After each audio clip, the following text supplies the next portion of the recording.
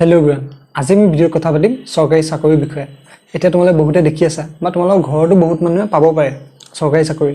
যেটো আমাৰ চৰকাৰে এটা নতুন স্কিম উলাইছিলে যে 1 লাখতকৈ বেছি চাকৰি দিব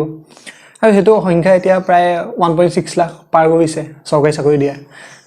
আৰু আমাৰ অসমত এটা ক্ৰেজ আছে যে আমাক চৰকাৰী চাকৰিয়ে লাগিব মেক্সিমাম টাইম তোমাৰ না দৰমহা চাব না তোমাৰ কি প্ৰমোশনৰ হেৰি আছে হেখিনি চোৱাতকে প্ৰথমটো আমি চাও চৰকাৰী চাকৰি হয় নে নহয় তো তাৰ বিষয়ে আজি আমি কথা পাতিম যে অসমত চৰকাৰী চাকৰি আছে নো কি আৰু যিখিনি আছে কিখিনি আমি দিব পাৰিম কিখিনি আমি দিব নোৱাৰো আৰু কেনেকৈ মানে পঢ়িব লাগে হেতু কথা কোনো নকয় যে ইয়াৰ লগত ষ্ট্ৰাগলটো কি ফেস হয় সিলেবাসটো কৈয়ে দিব খালি টাইম পিৰিয়ড কিমান লাগে বা অলপ ষ্ট্ৰাগলটো কি থাকে তাৰ বিষয়ে আমি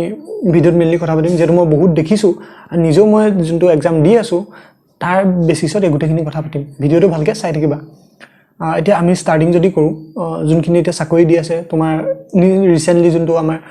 8000 টিচাৰছক চাকৰি দিলে তো সেই টিচাৰসকলে চাকৰিনো পাইছে ক'ত বা তেওঁলোকে কি পঢ়াওনা কৰি আহিছে আগত দিছিলে পুলিচৰ তেওঁলোকৰ কি লাগে তো তাৰ আগত দিছিলে আমাৰ এইখিনি 3rd গ্ৰেড বা 4th গ্ৰেড এগুটেখিনি আছে এখিনি আছে 12 পাস এখিনি আছে ডিগ্ৰী পাস তো বহুত মানে ভেৰিয়েশন আছে অকল এক্সামটো নামটো জানিলে নহব তাৰ ভিতৰতো বহুত ভেৰিয়েশন আছে আৰু আটাইতকৈ যে টপ লেভেলৰ আমাৰ অসমৰ চৰকাৰী চাকৰি বুলি কোৱা হেতু হল আমাৰ APSC CC মানে আমাৰ ACS APS BDO ফাইনান্স গুটেখিনি হেখিনি আটাইতকৈ ওপৰ লেভেলৰ এখিনি হল মেইন এক্সামখিনি আৰু তাৰ পিছত আহে আমাৰ ডিপাৰ্টমেন্ট ৰিলেটেড এক্সামস যেনেকৈ তোমাৰ APSC আন্ডাৰতে বহুতখিনি পাতে মেট্ৰলজি ৰিসেন্টলি হৈ গৈছে তাৰ পৰা আহিব তোমাৰ AO APDCL হ'ব চিভিলৰ বহুত চাকৰি অসমত চৰকাৰী যদি চাকৰি লাগে বাকিবোৰ ব্ৰাঞ্চতকে চিভিলৰ আটাইতকৈ বেছি তাৰ পিছত ধৰিব পৰা তুমি মেকানিক্যাল তাৰ পৰা ধৰিব পৰা ইলেক্ট্ৰিক্যাল তাৰ পৰা বাকিখিনিটো একদম কমে আছে কম্পিউটাৰ সায়েন্স বা ইলেক্ট্ৰনিক্সৰ যদি কোৱা একদম না বুলি ক'ব পৰা চৰকাৰী চাকৰি অসমত একেবাৰে নাই তো হেকাৰণে আমি এখিনি জানিব লাগিব যে আছেনো কি আৰু তোমাৰ হিচাপে তুমি কিখিনি দিব পাৰিবা এখিনি আমি গম পালো এতিয়া আমি চাও যে আটাইতকৈ বেছি যদি তুমি চোৱা যে এই গুটেখিনি এক্সামৰ এটা কমন বস্তু আছে হেতু হল সিলেবাসটো চৰকাৰী চাকৰি এটা বস্তুৱে ভাল যে তুমি এবাৰ যদি সিলেবাসটো ৰেডি কৰি দিয়া তুমি সব এক্সাম দিব পাৰিবা ডিপাৰ্টমেন্ট ৰিলেটেড নহয় যোনখিনি জেনাৰেল এক্সাম যেনেকৈ APSC হওক তাৰ পৰা আমাৰ এড্ৰি হওক যোনটো মানে ডাইৰেক্ট ৰিকুৱাৰমেন্ট হওক তাৰ পুলিচৰ এক্সাম যোনখিনি হ'ব SI টো পুলিচৰ অলপ মানে ডাইৰেক্টলি পতা এক্সামত SI টো অলপ বেছি ভাল আৰু বাকিখিনিটো আছে তাৰ পৰা আমাৰ হেৰি ধৰিব পৰা তুমি টিচাৰছৰ এক্সামখিনি তাৰ কাৰণেও স্পেসিফিক হৈ যায় বস্তুটো তোমাৰ কিছুমান ৰিকুৱাৰমেন্ট লাগিব যে তুমি এটো পাস হ'ব লাগিব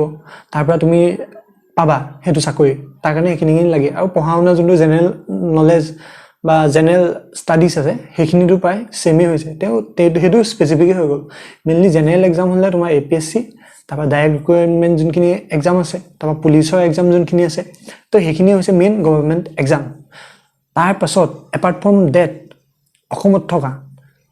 অকল যদি তুমি চৰকাৰী চাকৰি চোৱা তাতে মানে সীমিত থাকিলে নহব কাৰণ এটো ভ্যাকেন্সি ওলাব নোলাব বা কোন চৰকাৰে এতিয়াটো বেসিক্যালি আমাৰ ৰিসেন্ট গভৰ্ণমেন্টখনে ইমান ডাঙৰ এটা স্কিম আনিছে যে ইমানখিনি চাকৰি দিব বা ইমানখিনি ভ্যাকেন্সি আনিব কোত আহিব কেনেকৈ আহিব এখিনি একদম স্পেসিফিক্যালি দেখাই দিছে তো পিছত এবোৰ চেঞ্জও হ'ব পাৰে বা এখিনিও থাকিব পাৰে হেতু কথা বেলেগ তো এটা মেইন কথাটো হল আৰু কি আছে আমাৰ যদি মেইনলি তুমি চোৱা তাৰ পিছত আহিব আমাৰ সেন্ট্ৰেল গভৰ্ণমেন্টৰ চাকৰিখিনি SSC JEE আন্ডাৰত হয় সিভিল মেকানিক্যাল ইলেক্ট্ৰিক্যাল গুটেখিনি পোষ্ট ওলাই ৰেলৱে দিয়ে হেখিনি চাকৰি তাৰ পিছত আহিব তোমাৰ ONGC আমাৰ উলিয়াই থাকে ভ্যাকেন্সি উলিয়াই থাকে মেইনলি ইঞ্জিনিয়াৰিং ওলাই তাৰ পৰা JEE খিনি ওলাই তাৰ পৰা ITI খিনি ওলাই তো হেনেকে মানে সেক্টৰ স্পেসিফিক আমাৰ চাকৰিখিনি ভাগ হৈ আছে পাৰ্টিকুলাৰ এটা জেনাৰেল লাইনতে নাই যে তুমি এটো ডাইৰেক্ট পাই যাবা প্ৰথম তোমাৰ হেকাৰণে বেকগ্ৰাউণ্ডটো লাগিব মেইন এক্সাম কিটা দিবলে তোমাৰ আৰ্টছৰ সাবজেক্টখিনিৰ বেকগ্ৰাউণ্ডটো লাগিব আৰু যদি তুমি ডিপাৰ্টমেন্ট স্পেসিফিক যোৱা তেনে ডিপাৰ্টমেন্টৰ হেখিনি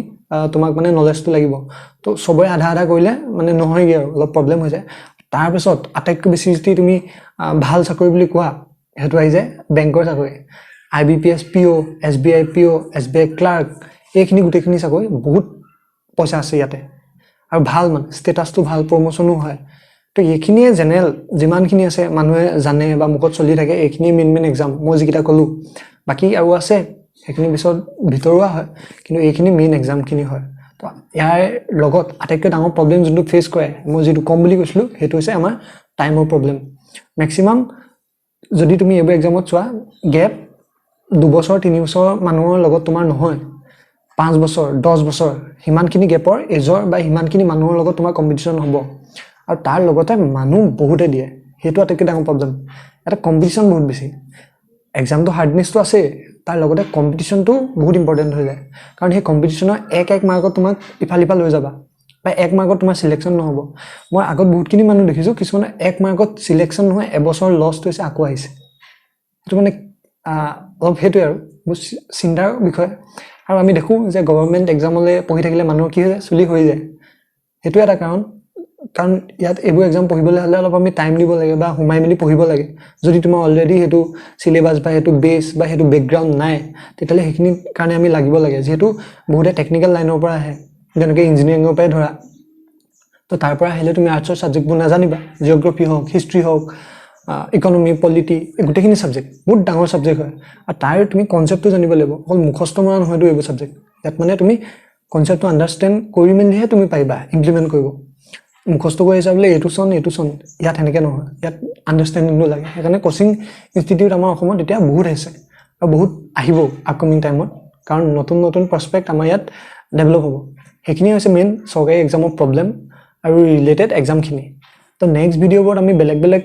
কথাবোৰ পাতিম কাৰণ নতুন আমি স্কোপ খুলিব লাগিব অকল যদি চৰকাৰী এক্সামকেইটালৈ ৰখি থাকোঁ তেন্তে আমাৰ ডাঙৰ প্ৰব্লেম হ'ব কাৰণ ইয়াতে ইমান ভেকেঞ্চি নাই খালি কম্পিটিশ্যন বহুত বেছি আছে লগ পাম নেক্সট ভিডিঅ'ত তেতিয়ালৈকে বাই